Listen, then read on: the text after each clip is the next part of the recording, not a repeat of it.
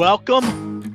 Where you've turned to is episode 51 of a Tailgate Update. So you're lucky enough to be with Julie Miller, Ryan Besaw here at my left hand, as always.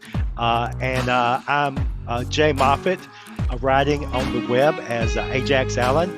And we're going to talk about the four main stories going on this week. It's an incredibly packed sports week, so we're going to try to be brief and right to the point on everything. And we're going to start out with the big stories in baseball, which is a huge year for baseball.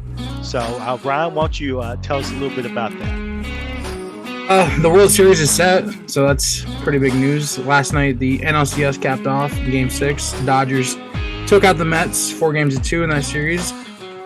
And I believe Saturday night, I think the Yankees took out the Guardians in 5 games. So let's just get started here with a little bit of the ALCS review. Just something that I kind of picked up on. Cleveland's pitching and their lineup folded big time after Game 3. They just seemed lost at times. Couldn't get big hits when they needed to. Runners in scoring position was kind of bad. That's the only way I can put it. It was bad. Their pitching, man.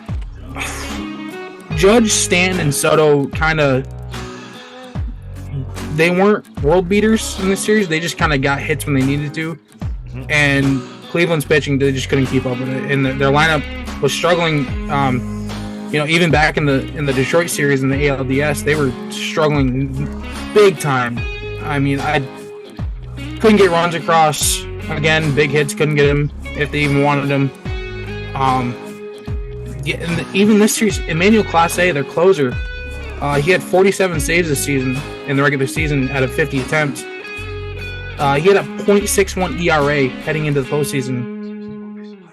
He has a 9 at the end of the postseason. And he was 2 of 3 in save situations. In his last 2.3 innings pitched, he's given up 4 earned, 7 hits, and a blown save. And that's all in the ALCS alone. So he really struggled in this series in the 5 games. He only, like I said, only pitched 2 and a third. It's just, wow. He really imploded, and I thought for sure he was gonna, be something decent in this series. Judge took him deep late in, I think it was Game 4. Came in tied, just couldn't hold him off. And another thing. The Yankees lineup, they were relentless. I mean, they were a collective lineup. It wasn't just the 3 big guys that were doing things. It was the entire lineup. They outscored Cleveland 29-20 in this series, and outscored Cleveland 12-10 in the 7th inning or later, which is usually when big runs are needed. So they got the runs when they needed them. Giancarlo Stanton won ALCS MVP, so that's something that's nice to see because he's had a pretty decent career. That's all I really got for the ALCS. The NLCS, however, I took away from that the Dodgers bullpen was locked down outside of Game 2 and Game 5. Dave Roberts, I questioned him all throughout the series. He went with bullpen games in Game 2, 5, and 6. And Game 2 and Game 5, they didn't really work out. Game 6, it did.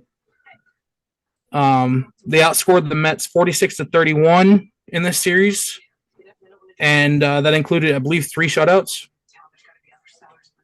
They outscored them 13-4 in the 7th inning or later. Tommy Edman won NLCS MVP, hit 407 with 11 RBI and 4 extra base hits.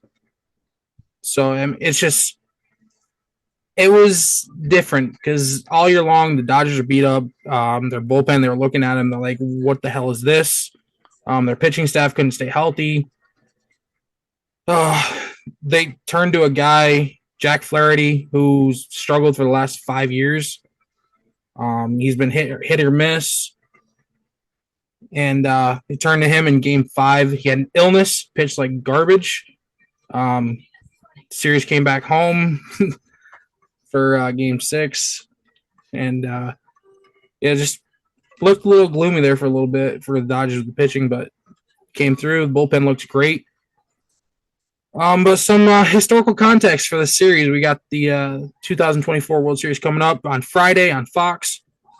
Yankees and Dodgers have faced off 11 times previously in the World Series. This is the 12th meeting in the Fall Classic. Yanks have won 37 of 66 World Series games versus the Dodgers. Their first World Series meeting was on October 1st, 1941. The Yankees won the game 3-2 and won the series 4-1. And the Yankees have won 8 of 11 World Series meetings between the Dodgers and the Yankees. So, yeah, it's a lot of information there. Just overall, both series were very entertaining, regardless. Yeah. But I appreciate that. But it's really the series everybody's just lining up to see. Well, yeah, because you have Soto, you have Judge, you have goodness, I'm blanking on Stanton. Ohtani. You have Stanton, and then you have Ohtani, you have Freeman, Betts. Yeah. Both lineups are really deep. It's going to come down to pitching as usual. And yeah, I mean, Ohtani and Judge sell out stadiums just by themselves, you know? Yeah. They're that big. So, and we're probably looking at a series where the AL and NL MVP are going to be facing each other. I mean, Ohtani definitely has to be the runaway in the NL, and Judge likely is the runaway in the AL. It might be a little closer in the AL than it is NL, but yeah, it's going to be a great series. Okay. Well, we'll move on to the next big topic. This one just wrapped up, and that was the WNBA Finals, which are with Caitlin Clark and the WNBA just like springing to life on people's TV. So, Ryan, could you tell us a little bit about the Lynx and the Liberty? Yeah, the series was pushed to 5 games. The New York Liberty win their first WNBA championship, beating the Minnesota Lynx in overtime, 67-62. Little controversial at the end, but I mean, whatever. Yeah, there's a lot of people tuned in this year to WNBA, and it has a lot to do with Caitlin Clark, definitely. Yeah, it does. But I heard that the one of the finals games was like the most watched WNBA game ever. Really? So, yeah. So wow. That was a surprise because almost all the ones that were really highly rated were Caitlin Clark. But the very highest one rated of all time was the WNBA Finals. They thought with Clark out, it might drop a little bit. It may have overall, but people really tuned in for the finals because they really built up a lot of interest. Yeah, I heard. I think I saw something that 17 out of the 20 highest rated games here was a Caitlin Clark game. Yeah, and after the oh goodness, what's the team she plays for again? The Fever, I think it is. She plays for Indiana. Yeah, after they were eliminated, I think I saw something that said that the viewership dropped off like very heavy. Yeah. But there's more news coming out of the WNBA. This is as of a couple hours ago. The WNBA players opt out of CBA with the NBA to face the prospect of a work stoppage if they don't negotiate a new deal with the league by the end of 2025. Wow. I mean, that's major. I mean, first of all, it's kind of growing pains when you have any league that their viewership and their salaries don't really line up. Yeah. When you go up exponentially on ratings, but you're working under a long-term contract, the contract that you were working on doesn't seem like a lot. When a player does 3 times better as far as production than he did the year before, he's going to want to renegotiate, and so that makes sense that that league would as well. And it's just kind of an aside, but for the Memphis Grizzlies, Jaren Jackson Jr., his mother is the lead labor negotiator for the WNBA. She's a female lawyer for them for the last 4 or 5 years. She's been their main negotiator. So it'll be some tough sledding for them, but I'm sure they can get a better contract than what they have been getting. But I'm sure that with the information we had that the owners were still losing money after all these years is being subsidized by the NBA, Yep. that the NBA is not wanting to give up all the money that they're expecting to start making on this just because it's finally getting ready to turn around. They're probably going to recoup some of the money that they put in and buttressing the league, for all these years. And it's finally starting to pay off, not just this past year, but the 2 or 3 years before had been trending up. But it should be really interesting. It just feels like they're starting to hit their stride finally with popularity. I mean, you said that for the last 3-4 years they were trending up. Right. With this Clark Reese feud exploding onto the WNBA scene. Yeah. It's probably as popular as it's ever been. True. And in our society here, and I don't know if it feels like they're trying to capitalize on this too early, their popularity. I don't know if they're trying to, jump the gun a little bit. I don't know. Usually it's best to strike, pretty much. When the iron's hot. Yeah. So, but anyway, we'll look into this in the next couple of weeks because it could get pretty interesting and maybe even pretty nasty. So it says that they are players are seeking business model that reflects their true value, encompassing higher salaries, enhanced professional working conditions, expanded health benefits, and crucial investments needed for long-term growth. Seems reasonable, right? It does. I mean, I don't know if they've had the model of having like the type of financial counseling and life counseling and everything that the NBA gives its players every preseason when they come in out of college and everything. Yeah. But I'm sure as especially endorsements the last year or two really went up, that there are a lot of the female athletes, they're targeted by the same sort of maybe shyster element that the young male millionaires are targeted by. In the NBA. And it makes sense. Again, there's more resources for the NBA because they make a crap ton of money. Right. Compared to the WNBA. But we're seeing a little more of an endorsement. I don't know the word I'm looking for, but there's more endorsements than I've seen in years past with Reese and Caitlin Clark. Things are trending up, and they are trying to strike when the iron's hot. So it's smart on their part, but I don't know if it's going to work out in their favor. Yeah, we'll see how they react because it's very rare you can look at a sports league being taken for 10 or 15 years forward turning a loss. Usually 2, 3, 4 years turning a loss and the league would fold.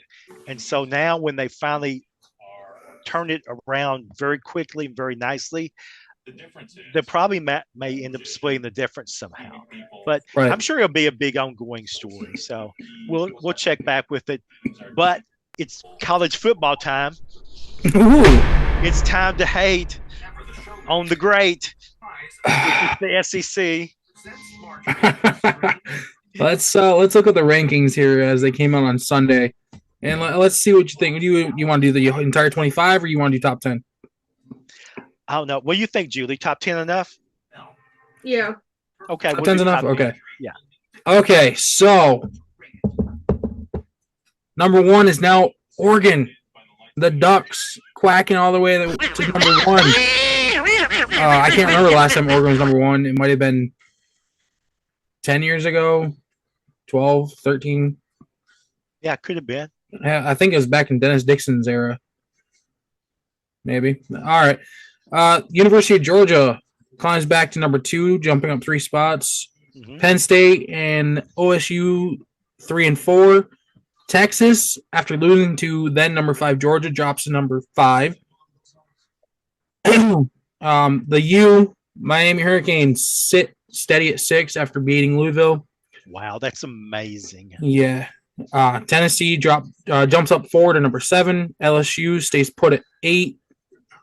Clemson jumps up 1 to 9, and ISU drops 1 to 10. They're still undefeated too. So, Yeah. I never understood that. I never understood winning. Like you win, all right, but a team who has one loss jumps you because your win wasn't quality enough to keep you where you were at least. Yeah. Well, that's with the 7 and 8, and Tennessee just jumped everyone because of looking downright legit against Alabama. It didn't look like a fluke when they beat them. They kind of semi-dominated. Yeah, Bama also dropped 8 spots to 15. So, I mean, did you? That's fun. I thought that would be the first thing you noticed about that top 10. It's like, my top 10's faulty. There's no Alabama in this top 10. I enjoyed it just a little bit too much. Recall this top 10. It has no Alabama. But the most thing I did, I looked for the U because I'm a Hurricanes fan. So I immediately looked for that. I saw Bama wasn't under us anymore. I was like, oh, where'd they drop? And I was like, oh, this is nice. A world without Bama in the top 10. I never thought I'd live in such a day. I know. But if it wasn't Alabama, it was Ball State, and your losses were to Tennessee and Vanderbilt. You lost to Vanderbilt at home. You wouldn't even be in the receiving votes. I'm serious. If that's your 2 losses, A&M's above them now, man. Like A&M's won 6 in a row, I believe. Notre Dame, Indiana is above them. I mean, yeah, Notre Dame's got some tough sledding ahead. They were scheduling their usual array of patsies when they're not playing the ACC. Notre Dame still has to play an undefeated Army and an undefeated Navy, and they may schedule. Actually, their scheduling coordinator. Notre Dame faces Navy this week. Actually, can you imagine? That's going to be in New Jersey. It's at Meadowlands Stadium. Yeah, wow. It's usually not sold out. That thing will be sold out this year, I'm sure. You think so? Yeah, I mean, to see Navy undefeated. I had never seen that before. I don't think. Yeah, I mean, think how many Navy people from New York, over the tunnel, and New Jersey show up to see an undefeated Navy team.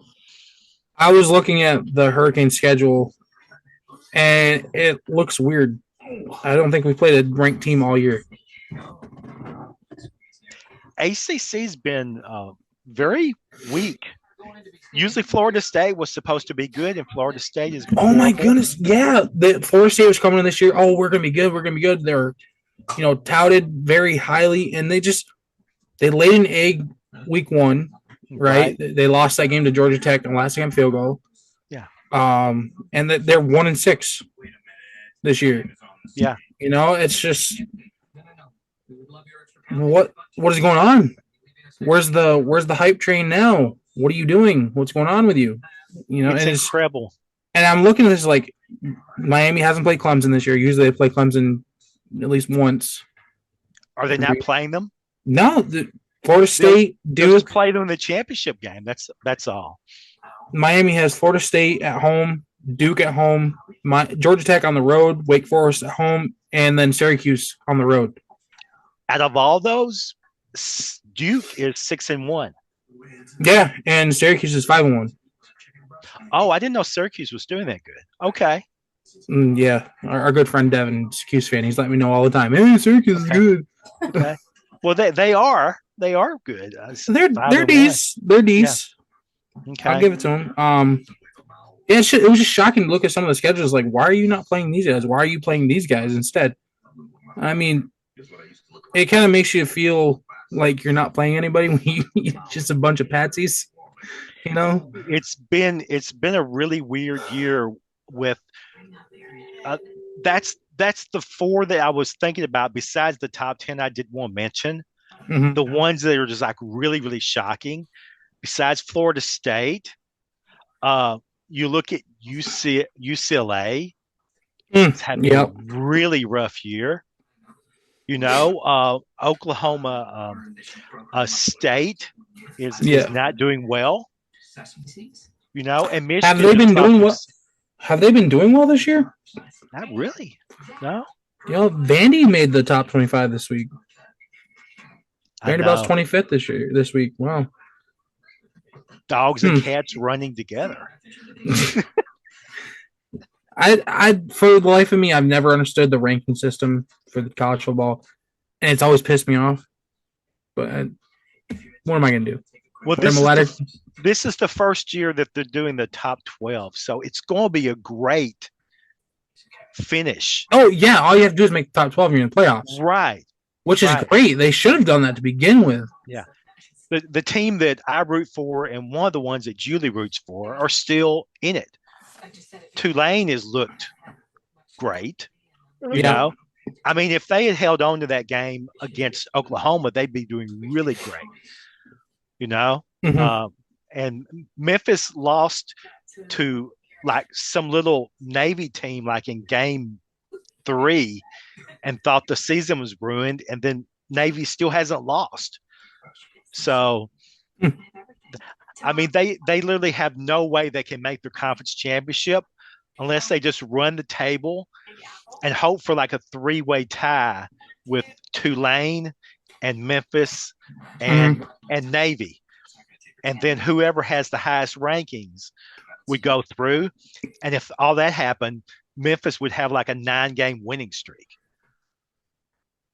So they have a chance with recency bias to get in with like a 11-1 if they win a conference championship.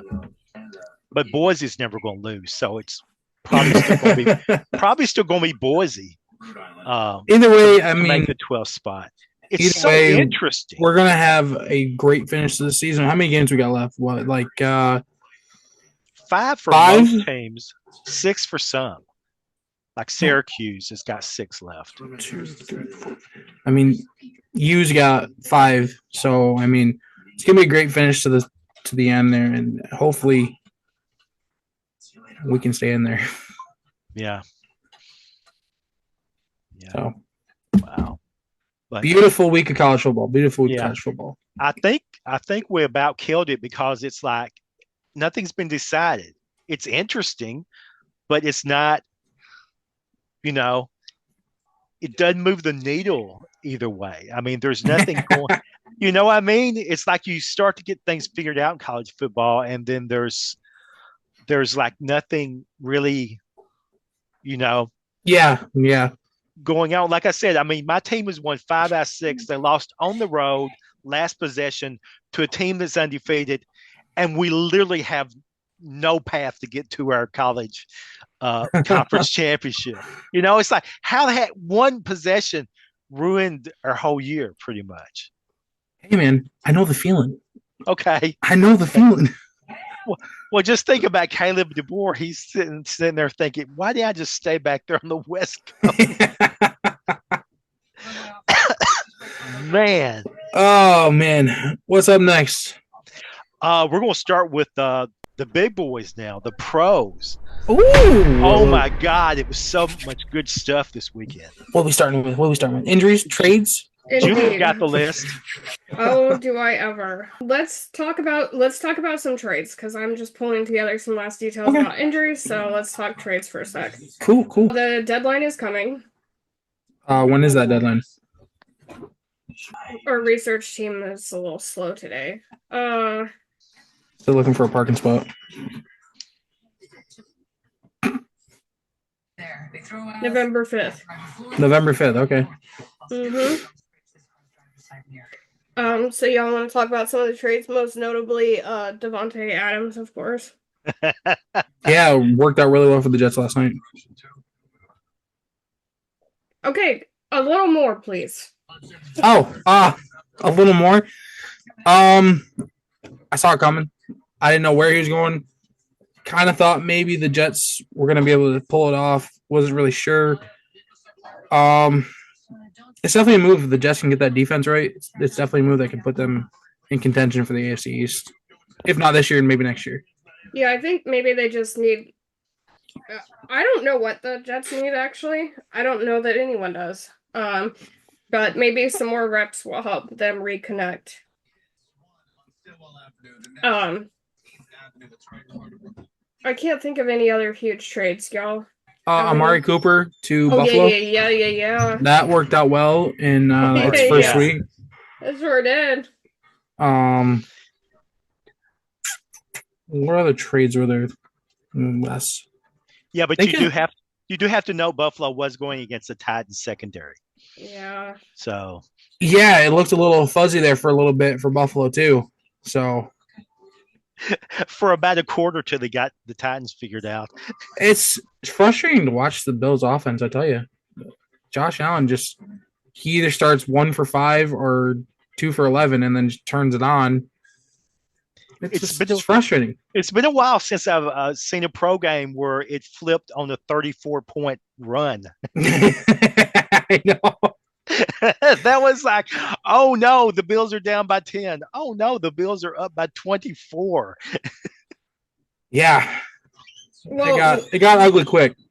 one way that we know that there's not a lot of trades is that people are talking more about what just Amari Cooper and Devontae Adams and talking about what could happen. So that's how we know that it's pretty slim pickings out there. Not a lot of teams are no. So there's looking like for a lot anything. of hypotheses about they should do this team should do that. We'll wait and see. It's always that ridiculous scenario. Oh, this could happen. This could happen. Yeah. This should happen. Like I have time for that. So just break the news to me, man. I don't care. Mm-hmm. Don't get my hopes up. So we're gonna go game by game, and we're gonna talk about some big injuries, but we're gonna talk about big highlights too. Okay. That I have, and I have a couple of clips too. Okay. Because you can't, like some things are just unexplainable with words. But anyway, what isn't is the Broncos and the Saints. Some redemption for Sean Payton, which I didn't feel the need to experience, but and then Drew Brees, looking as good as ever, was enshrined in the Saints Hall of Fame, which we could all hear in the halftime.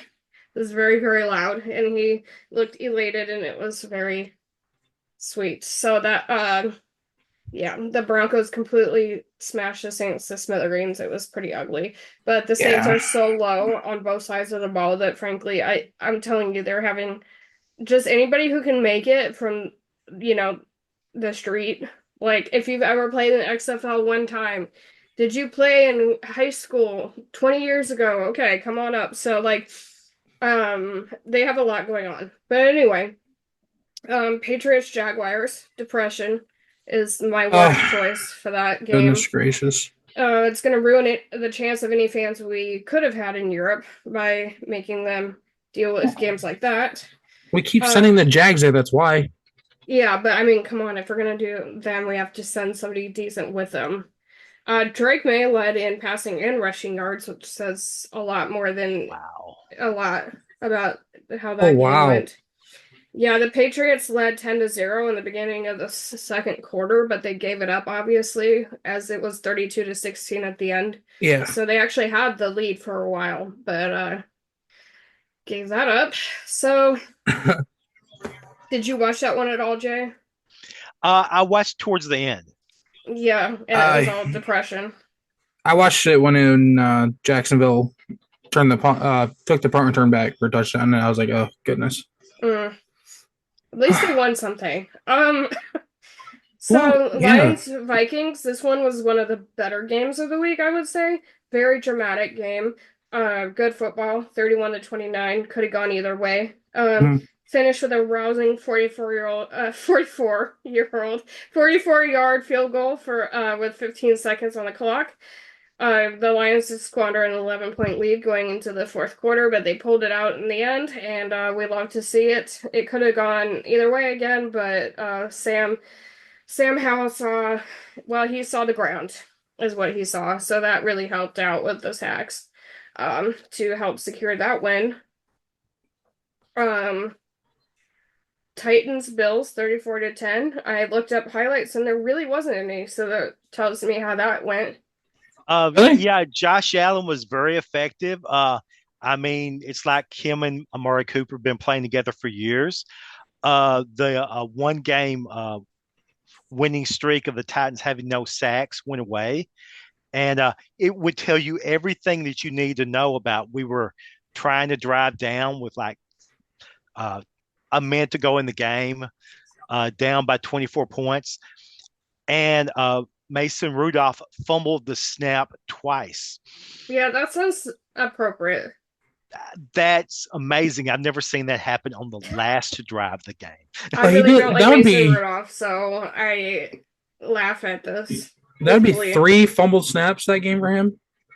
Several, at least. I know he had 2 on the last drive, and then So that makes it 3 because he fumbled one in the first half yeah, and lost it, yeah. and then he's not good. I mean, it's amazing. You would think you'd have the snap count and everything down by, I mean, and you're not getting like the bull rush with you know, ahead behind by 24. They're just trying to finish the game out. But Yeah. he just couldn't step away from center with the ball in his hand. Man, Look, Titans secondary quarterbacking got is hard. slaughtered. They did.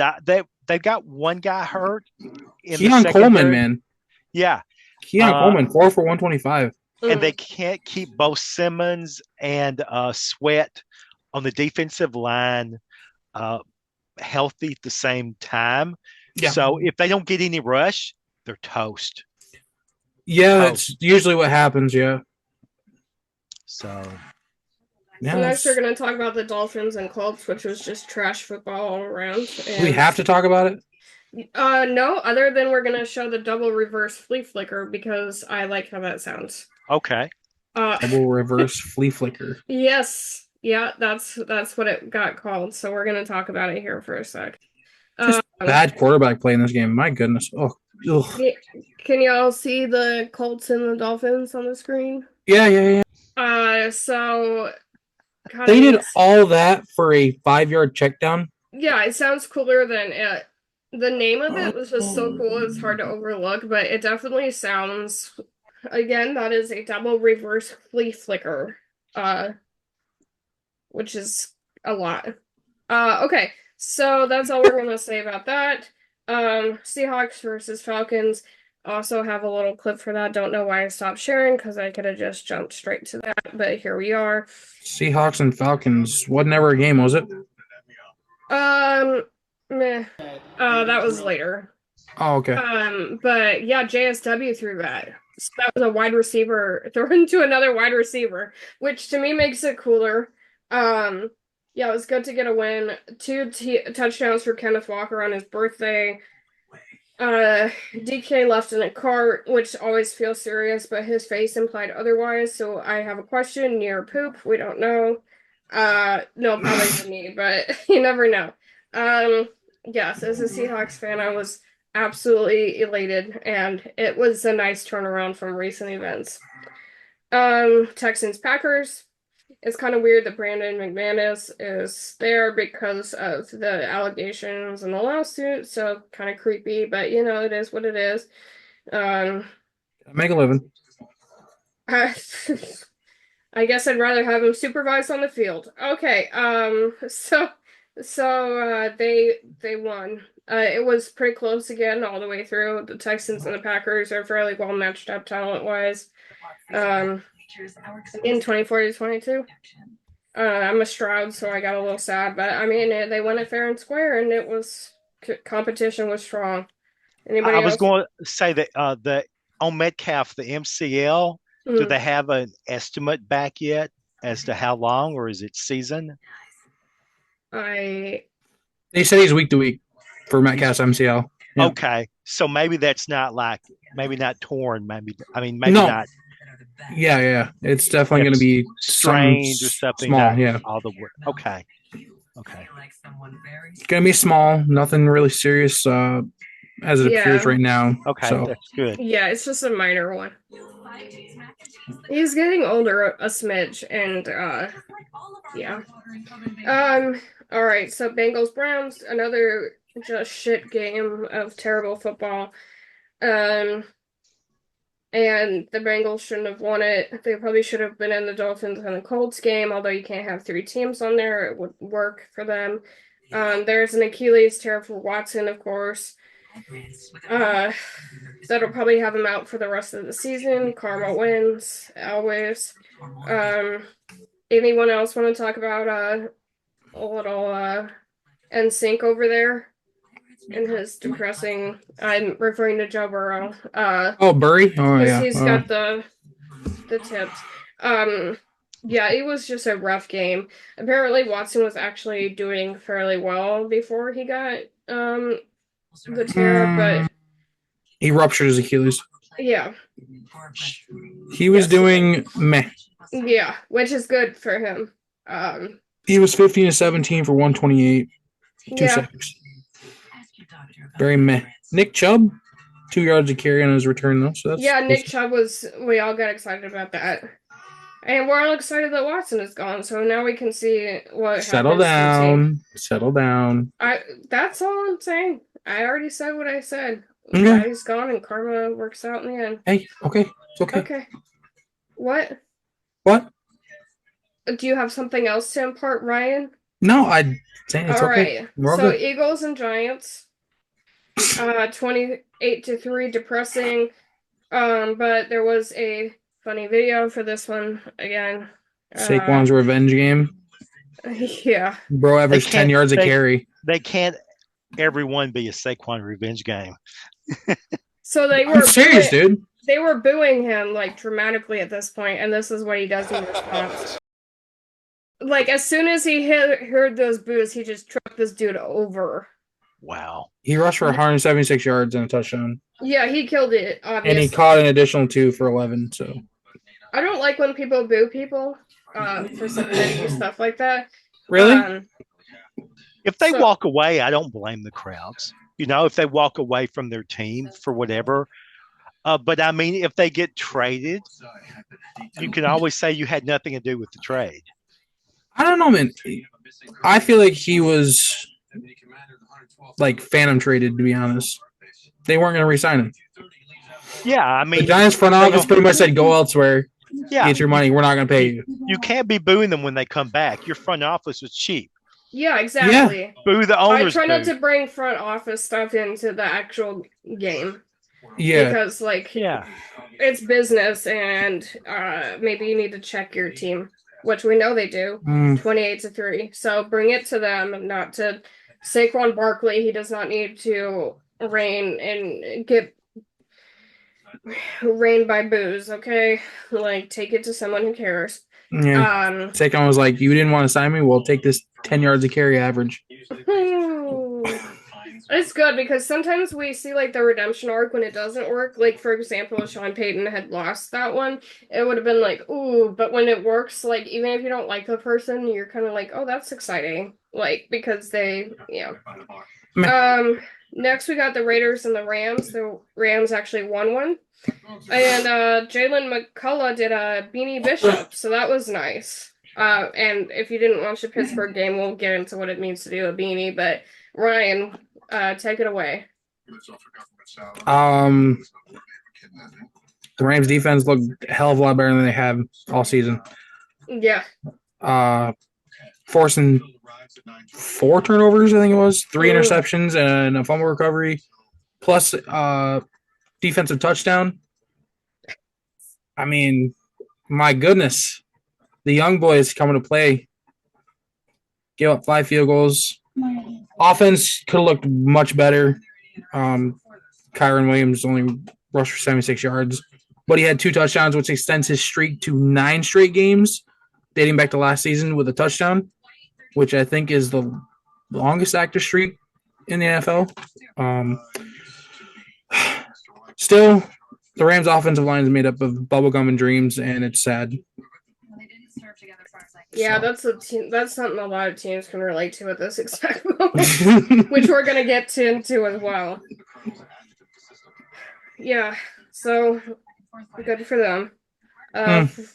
40-7, Commanders and Panthers. It was 27-3 or 7 at halftime, I think. I mean, did we expect anything different? Not really. Chuba Hubbard was the only ray of sunshine, if there ever was one, for the Panthers. And a Oh, dear left God. rib injury for Jaden Daniels is not looking great, and we need him because he's the second coming of football god. So please come back. Carolina just is very sad. Saddening. Just sad. They are Just saddening. Marcus Mariota led a team to 40 points against you. Yeah. You know, I've dealt with depression in the past, and when they say everything looks like gray and all that, it's like this game. Just everything is gray. It's just bad. I mean, Andy Dalton, 2 interceptions, 93 yards through the air, was sacked twice. Bryce Young looked like he was going to cry repeatedly, which he could have.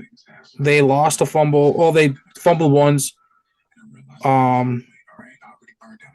They had 1 sack, 3 tackles for a loss. They just look bad. Sad, yeah. They gave up 214 yards of rushing. Yeah, it kind of feels like punching a puppy to continue to elaborate on this, so we're just going to jump into the Chiefs and the 49ers at 28-18. I like seeing Tom Brady. I don't know if all these commercials are real when he's like talking about the wanting to be the best broadcaster of all time, and like his emphasis on putting the energy into football now into broadcasting. I don't know if those are just like if they're rooted in any truth or if it's just a commercial. I kind of think that they have to be in some way or he wouldn't do them. But I there's something I just admire about that, about his confidence and like the focus and the energy. I appreciate that that's no longer being targeted at any teams on the field, but I'm like, please be the best broadcaster ever. He had like, I thought he did really well. He had great insight, and I think he clearly like really studied up on how to do it because he didn't have some of the mistakes that other, brand new sportscasters have. So I'm excited to see that, and getting his take on everything was pretty exciting. So I'm unfortunately am aware of 49ers fans in my life, and so they have the argument, oh, we're missing 3 key players. McCaffrey, Ayuk left. He tore his ACL. He's out for the year. Yeah. And Debo's hurt again. Well, Debo had like the flu or something, and because it looked like he upchucked in his mouth at the end when he was leaving the game. They had to put the fan on him because he was fevering so high. And then they put him out for like 3 games, and he's like dying. And I'm like, did you even? Oh, goodness, he has technically a form of pneumonia. Oh my God! And they made him play through that. I was so mad. He has some fluid buildup in his lungs and remains in a local hospital. After checking in Sunday night. I believe it because he looked really bad. And I'm like, if you need a fan for this guy, maybe that's your sign. Yeah. I was really unimpressed that I can't believe Shanahan allowed him to play. He only played 4 snaps. Let him play. They forced him out there. He said he didn't want to go. I've never heard of a player playing through pneumonia. No, they forced him. They said that he asked to not play and that he didn't want to, and they said he had to come out and play. It was not his choice. I love the phrase. I love the phrasing though. You must come out and play. Yeah. Like, you go come out here and play. Shanahan was like, this is not the excuse you're looking for. It's his play. Oh, you have pneumonia? Okay. It's his own Halloween movie. Oh, wow. Do you have a hurt calf? No? Okay, you have to play then. Yeah, I just want to elaborate that was not his choice. It was made for him. Because sometimes players will play through everything and say, like, and they just don't want to leave the field for any reason. It was not this way for him. He knew that something was very, very wrong. But they made him go out there anyway with the oxygen mask on, the fan. He looked like he was dying every 4 seconds, and then it looked like he lost his lunch in his mouth on the way out. Or maybe he was just coughing and filled up his cheeks really big. Don't know. Uncomfortable. Overall, though, that game was very poor quarterback play. But then I would also point out that the 49ers are missing, Pacheco, Rice, and they didn't have Juju Smith-Schuster, which doesn't sound like a big deal in a good team. And a good time of the year it wouldn't be, but at this point they were actually really needing him. So so that Yeah. was yeah, so the 49ers were like, we're down all these people, and I'm like, and the Chiefs are too. Cool. Like, I didn't have a lot of sympathy for that argument. Granted, the 49ers had about 3 times as many injuries on the list than the Chiefs, but Nick either way. Bosa once again making very minimal impact. Yeah, he came out for the Seahawks and then decided to leave again. Thank you, Bosa. I don't understand it. He had 3 quarterback hits, but only half a sack, and just 3 total tackles. Nick Bosa is very disappointing to me. Got paid all that money and then just doesn't show up. I will say that we got Byron Maxwell. I forgot to mention this before. For the Seahawks, he is insane. Yeah. So that like super helped us because he's huge and he kept like swallowing people repeatedly. Like he really made the difference. So that's another trade that was like, yeah. So it was meh football for them as well. The Chiefs looked kind of rough. Tom Brady was funny because even he said that everything that Mahomes does in theory should go wrong every single time, but it works for him. But he said like he would never give anybody the advice to play like Mahomes because he kind of defies all the odds. So I thought, I mean, this is not the first time that sentiment has come out, but I appreciated it coming from Tom Brady during the game. Okay, this is my moment, y'all. 37-15. The Pittsburgh Steelers. I watched that game with so much anxiety, I can't even communicate like how anxious I was. It was going to be Russell Wilson's.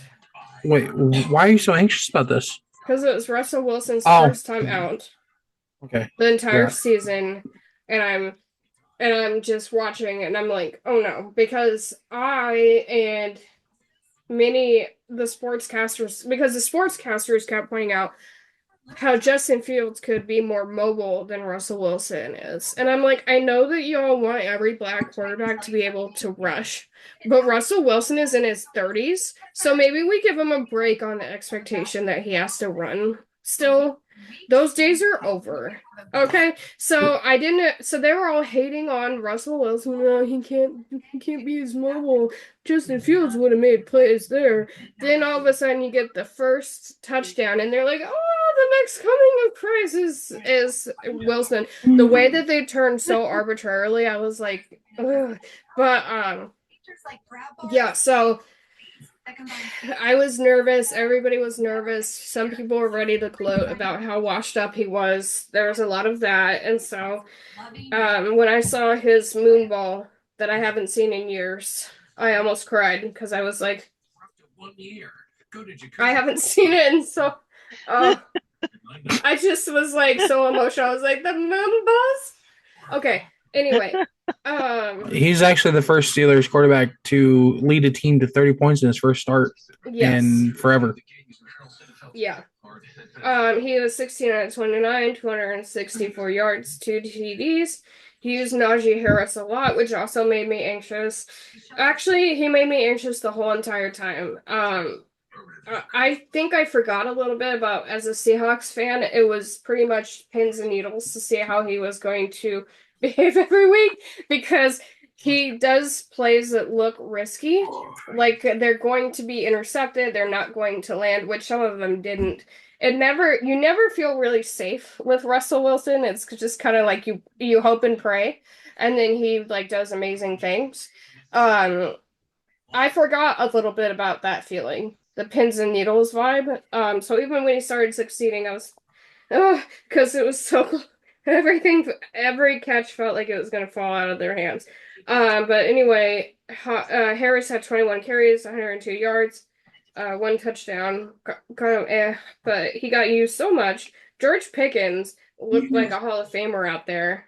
5 receptions, 111 yards, 1 touchdown. Freiermuth was actually a tight end for the first time, and I don't know how long. I don't think I've seen him catch a ball all season. Maybe that's just me, but I was like, oh, we have a tight end named Fryermuth back in the league. Um, and then the other side of the ball was just a lot of uncomfortableness, is how I would describe that. But again, I'm just gonna gloat because everybody's like, Russell Wilson is back, and it was so good to see him like just commanding his presence. And then all of a sudden, they stopped talking about the mobility thing, and then they're like, "Oh, but Justin Fields can't do this, and Justin Fields can't throw like that." And I'm like, "Oh, okay, so now we're switching up, and now Justin Fields is the problem." I'm like, "Choose, please." Um, but anyway, to kind of put the emotional, frosting on the cake or whatever, was Xavier Newman when they had to get the bodyboard out, and he wasn't moving any of his extremities for at all. Like, at no point on the field did he do that. And so we were all, that was tough. The entire like spine stabilizer and everything. Everybody was like, both teams were like crowding around him. Like, I think Russell Wilson was praying probably. I'm attributing everything that happened on that field to Russell Wilson's close relationship with his deity, because I can't explain how all of that happened on that field, and Sierra, of course. Um, so like I think he was like anointing him or something, and it was like, but it was a really anxious thing. I did look into it. He was released and he flew back with the team. And so yes, he can move all of his body parts appropriately now, but definitely not the thing you ever want to see. So, a very sobering moment for what was an exciting game, but thank God he's okay. Because again, we did not see even a wiggle of a finger. Okay, it was nerve-wracking. Oh. Yeah, so that was what I have for the NFL this week. Let me throw in one other thing. I don't know if we talked much about the Jets, about how bad Rodgers looked. Yeah, that's why I said it was Oh goodness, uncomfortable, and I didn't. I didn't really want to talk about it, Jay, because it made me sad. He looked rough. he's looking old Yeah. for the first time in a long time. He's never shown really signs of age until now. Look, the ayahuasca could not overcome what Russell Wilson brought to the game. That's what I'm going with for this one. I'm hoping It's crazy.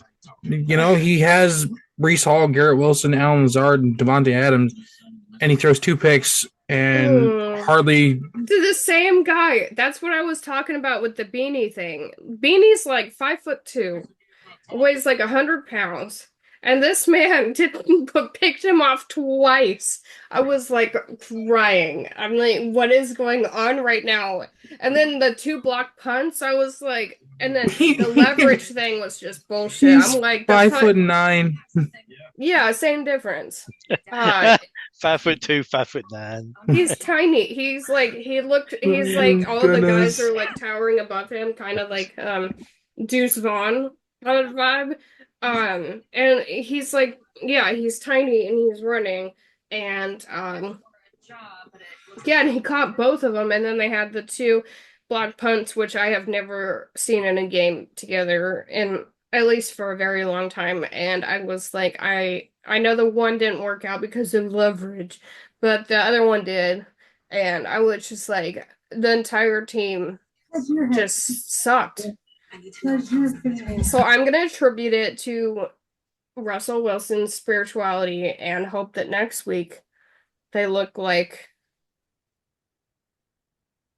I don't know, whatever darkness retreat like Aaron Rodgers needs to do for a week. I don't know if he needs to do like sweat baths with his teammates or something, like whatever it is. Ayahuasca for everybody rounds. I don't know what it is, but whatever, maybe he can, put his crystals in the right line and get that together. I'm trying to ignore that part because I was so excited about the other part.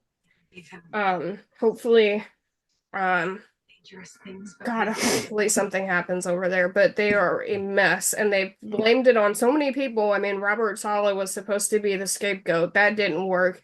They haven't even been close since he left. No, and because he wasn't the problem, and we all knew it. And something is very wrong, just on all aspects. I know. I wonder if. Okay, this is a little conspiracy theory, but I know because Nathaniel Hackett got removed from play calling duties and got stuck up in the up in the stands, or whatever those glass boothy things are. But Yeah, in the booths. yes, In the booth. maybe Aaron Rodgers was in protest because he really runs that team. So he's like, when he's not down here, I'm not doing it. I'm getting picked off twice by the 5'2" guy if y'all don't bring him back down here. But 5'9". What? Okay. 5'9". Yeah, so that's my theory that Okay. that Aaron Rodgers was punishing them for benching Hackett. It literally makes as much sense as anything else I've seen from a Amen. different newspaper columnist. Yeah. I'm saying that it's just Russell Wilson was the only reason that I'm attributing everything to him. Just a glowing ball of positive karma and Sierra. Just Amen, brother. now the Jets are playing the Patriots, and so as long as Wow. Yeah, somebody it's- has to lose. Somebody has to lose game. look, as long as Aaron Rodgers can literally walk at all, we're already winning. Like there's no way. So are you calling that the ex Messiah versus the next Messiah? Drake Nice. May against Aaron Rodgers. Yeah. Whoever Yeah. gets the 10 first wins. I can't Problem, wait. that's probably what's going to be like. Whoever scores 10 points is going to win that game. The Bears and Commanders could be spicy, and the Bills and the Seahawks, I'm already like preparing my tier bucket. Josh I don't- Allen if- is so next level. Yeah. As long as Daniels isn't playing for Washington, I don't think that game is going to be what you think it is. I don't like the Mariota thing. Yeah, that is true, but it's only a rib injury, right? Like he can go back He's day to day. I think they said with rib Look, injury. just give him the Toradol, go and put him back out there. I know that they do that still. Don't play with me. Oh, and you're for it now? Do a little pop and out. All right, I'm feeling great. It happened to Mahomes like last season with the As ankle. long as you're thing. along in the process, yeah, it's all good. Yeah, so oh no, he's just feeling really good this game. Which is gonna have to carry him out to the to the bus afterwards vibe, okay? Like I know what it's all about, so they better get him back out there. So let's circle around to the final thoughts. Ryan, you have anything about the World Series or anything else coming up with the next week that you're really focused on? Actually, yeah. Resale Did you tickets hear for that? My cat just meowed really loud. That was his final thought. Okay. resale tickets for the World Series opener at Dodger Stadium against the Yankees start at $1,358 on Monday evening on StubHub. Wow. Yeah. That's crazy. 10 years ago, baseball was dead. So they thought, yeah. StubHub said sales outpaced last year's final figures and are 4 times higher than the pace of the 2022 World Series. Sales for games 3 through 5 in New York are 40% higher than for games 1, 2, 6, and 7 in Los Angeles. Yeah. Vivid Seats, another resale outlet, said its average price of tickets sold for this year's series was $1,368, about double the $685 last year for the Rangers and Diamondbacks. Probably because nobody cared about that series. Wow. The Yankees and Phillies World Series in 2009 averaged $550. So, Well, Doopy keeps knocking over my microphone because he says he wants to see Bill Belichick do his scary jack-o'-lantern smile. And we are missing that currently, and God knows what we'll do without that. Smile without your teeth showing is my recommendation. It's just generally less scary, but I know Halloween is coming, but just as an advice after that, ow! Just bit me. That's my sign that now is the time to go. Really Okay. hurts. Okay, and Jay, do you have anything else? No, I'm going to say thank y'all for tuning in and let Julie get medical attention. Look at him, he's falling asleep right here. And make sure to like, subscribe, hit that notification bell ding, and we will see you next week.